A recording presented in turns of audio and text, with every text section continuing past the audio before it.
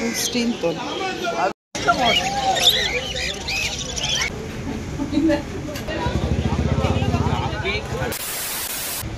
Hello বন্ধুরা, আমি বিরিয়ানির আলু। এখন বাজে সকালবেলা 6টা। সকাল 6টায় আমি ঘুম থেকে উঠে কি করছি, তাই তো? জানি এত সকালে আমি কোনোদিনও ঘুম থেকে উঠি না, কিন্তু আজকে একটা বিশেষ জায়গা যাবো বলে। কোন জায়গায় যাবো সেটা তোমরাও দেখতে পাবে। তো পুরো ভিডিওটাতে আমার সাথে থেকো, পাশে থেকো। যারা নতুন তারা সাবস্ক্রাইব করতে ভুলো না। এত সকালবেলা ঘুম থেকে উঠে এসেছি শুধু তোমাদের জন্য না, নিজের জন্য, কারণ আমি এক্সপিরিয়েন্স করতে চাই। তো চলো। আশা করি একটু আন্দাজ করতেই পেরেছো যে কোথায় চলে গিয়েছিলাম রোববার সকালবেলা। হ্যাঁ, গালিফ স্ট্রিটের পেট মার্কেটে চলে গিয়েছিলাম। এই পেট মার্কেটটা আগে হাতিবাগানে বসলেও পরবর্তীকালে বিভিন্ন কারণের জন্য গালিফ স্ট্রিটের এই রাস্তাটাতে শিফট করিয়ে দেওয়া হয়। ফার্স্ট টাইম এক্সপিরিয়েন্স ভালো মন্দ মিশিয়েই ছিল।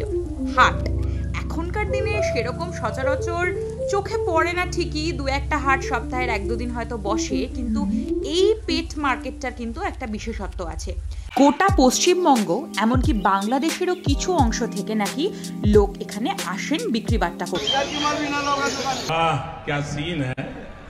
হরেক রকমের পাখি, খরগোশ, ইঁদুর, মাছ, কুকুরছানা, কত কিনা রয়েছে। পিটিআই রিপোর্ট অনুযায়ী এই হাটে নাকি লকডাউনের আগে 40,000 থেকে 50,000 পর্যন্ত ফুটফল হতো। ভাবা যায়? খতম, বাই বাই। খরগোশ আমার পার্সোনালি খুব ভালো লাগে, মানে দেখতে ভালো লাগে। আমি বাড়িতে পুষি না, কারণ কোনো জীবজন্তুই পোষার আমি একটু বিপক্ষে, কারণ আমার বদ্ধভাবে কোথাও রাখতে আমার খারাপ লাগে, সেটা পাখি হোক বা কোনো জীবজন্তুই হোক না কেন। আমার জানি না কেন মনে হয় যে তারা খোলাই থাক, তারা তাদের মতন করে থাক। সেই কারণে আমার গিয়ে খানিকটা এখানে একটু মন খারাপও হয়েছিল পাখিগুলোকে দেখে, বা মানে একটু হয় না যে তারা কোথাওটা আটকে রয়েছে দম বন্ধ করা একটা পরিস্থিতিতে। কিন্তু ওই যে কিছু মানুষের রুটি রোজগার তো এইভাবেই চলে, এবং যারা পোষ্যপ্রেমী, যারা অনেকে আছেন যাদের হবি যে তারা নতুন নতুন পোষ্য নিয়ে রাখেন, তাদের জন্য তো অবশ্যই এই জায়গাটা খুবই ভালো। এবং ভিড় দেখেই তোমরা বুঝতে পারো ঠিক কত মানুষের আনাগোনা এখানে প্রতি রবিবার করে হয়। বেলা যত বাড়ছিল ভিড়ও কিন্তু রোদের সাথে টেক্কা দিয়ে দিয়ে বাড়ছিল।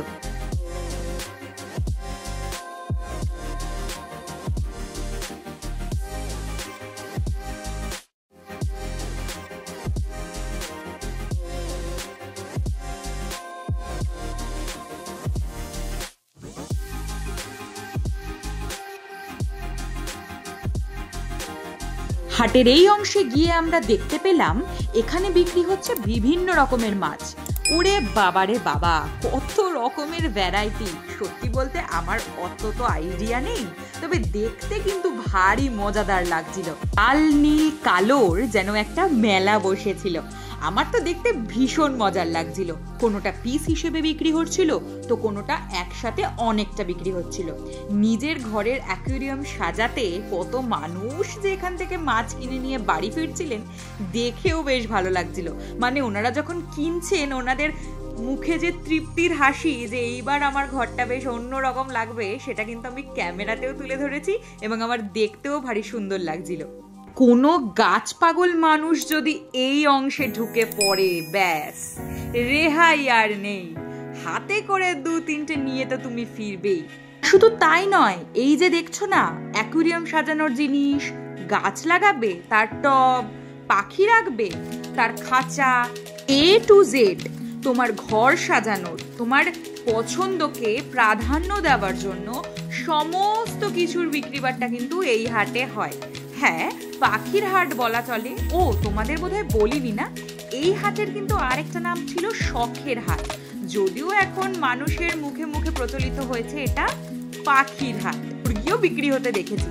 আর দেখো দেখো কি সুন্দর লাগছে মাছগুলো, কিরকম রঙিন, কোনোটা লাল, কোনোটা হলুদ।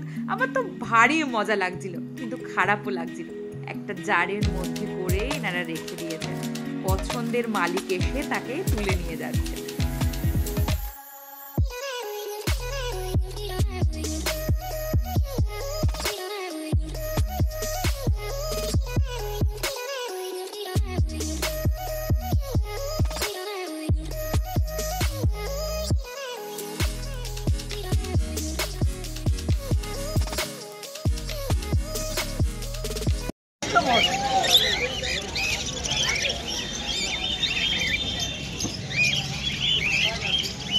দেখো দেখো কি মিষ্টি করে হাসছে, কি সুন্দর লাগছে না? মানে যেন ফার বল এক একটা। আমি পার্সোনালি মনে করি যদি তোমাদের সময় সুযোগ এবং সম্ভব হয় তোমরা প্লিজ স্ট্রে ডগস অ্যাডপ্ট করো।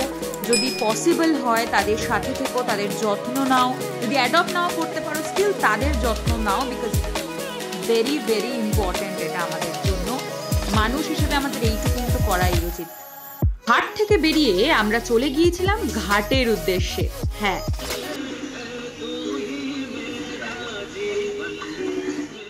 কি রাস্তাটা চেনা চেনা লাগছে না?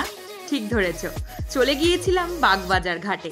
ওয়েদারটা একটু ভালো দিয়েছিল, ওই ধরো 7টা 15 নাগাদ হাট থেকে বেরিয়ে সোজা শ্যামবাজারে এসে বাগবাজারের দিকের একটা অটো নিয়েছিলাম।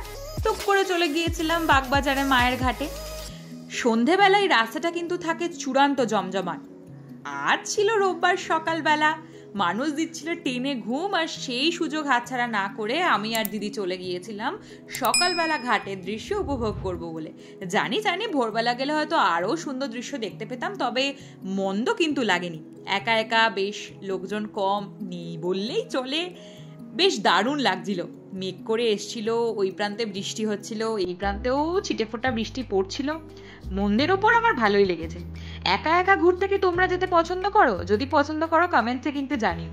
আমি যদিও সেরকম একা একা কোথাও যাই না, তবে এইবার থেকে ভাবছি যাওয়া শুরু করব। গেলে অবশ্যই তোমাদের সাথে ভিডিও শেয়ার করব। আমি একা বসে আছি দেখে এনারা আবার হঠাৎ আগমন হয়েছে, আমার একটু খোঁজ খবর নিতে এসেছিল। আসসালামু আলাইকুম বড়বা।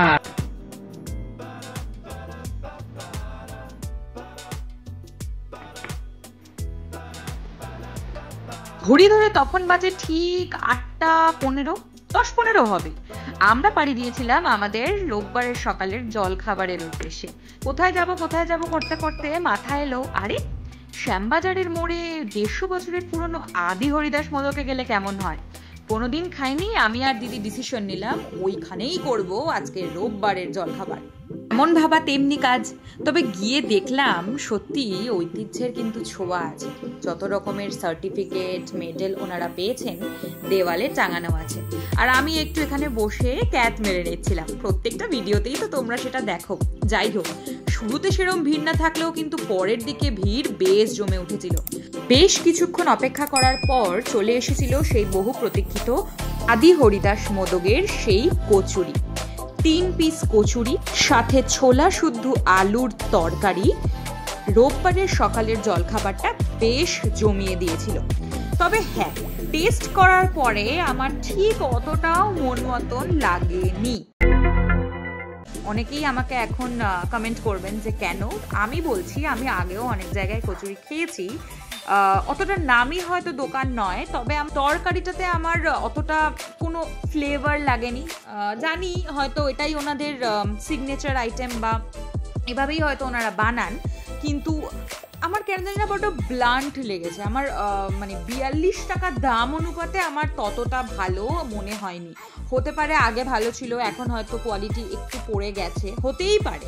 তবে আমার ভিড় অনুপাতে দাম অনুপাতে আমার একটু অবাকই লেগেছে যে এত মানুষ এখানে ভিড় জমাচ্ছেন। তাহলে আমি একটু সেলফ ডাউটেও পড়ে গিয়েছিলাম, কিন্তু পরে আমি দিদিকে যখন জিজ্ঞেস করলাম, আমার দিদিরও একই মত ছিল যে 42 টাকা দাম অনুপাতে এই 3 পিস কচুরি, তারপরে এই আলুর তরকারিটাতে সত্যি সেরকম কোনো টেস্ট ছিল না। আর 3 পিস কচুরির পরে যদি তুমি আরেকটা করে এক্সট্রা করে কচুরি নাও তাহলে সেটার দাম পড়বে 14 টাকা করে। মানে ভাবতে পারছো। আর এই রসগোল্লাটার দাম ছিল 12 টাকা। 2 প্লেট কচুরি, 2টো রসগোল্লা দিয়ে আমাদের টোটাল বিল হয়েছিল 108 টাকা।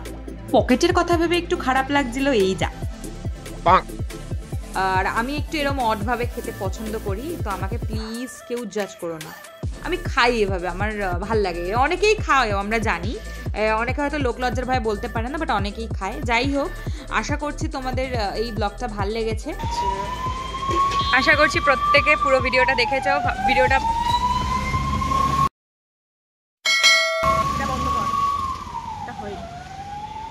বলে আর কি, লাইক ফলো সাবস্ক্রাইব করতে একদম ভুলো না। আর তোমার যদি কোনো বন্ধু থাকে পেট লাভার, এই ভিডিওটা ঝটপট শেয়ার করে দাও।